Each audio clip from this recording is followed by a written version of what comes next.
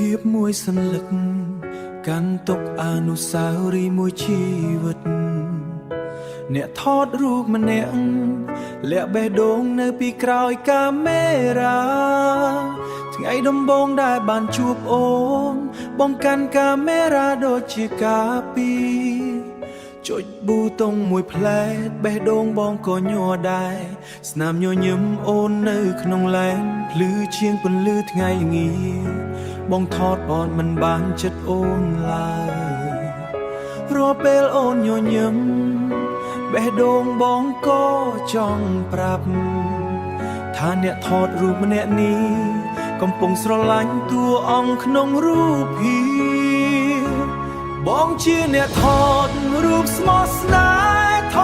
តអូនគ្រប់ពេលវេលាតួអូនមិនដឹងថាក្នុងរូបភាពមានទឹកភ្នែកបងផ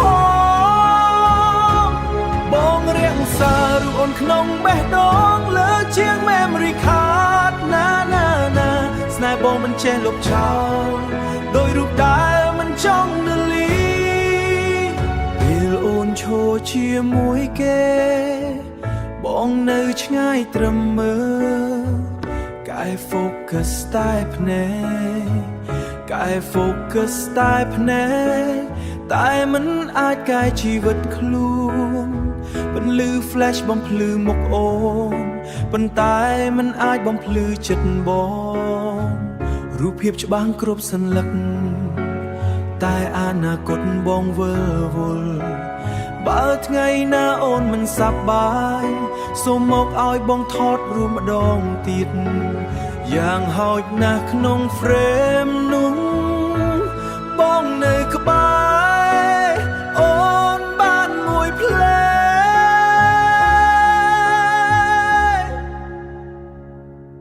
បងជាអ្នកថតរូបស្មោះស្នេហ៍ថតអូនទុកគ្រប់អារម្មណ៍ទោះថ្ងៃណាអូនឆ្ងាយបាត់អូនឆ្ងាយបា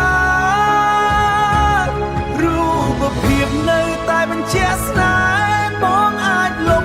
រូបទាំងអស់តែបេះដូងមិនរូបទាំងអស់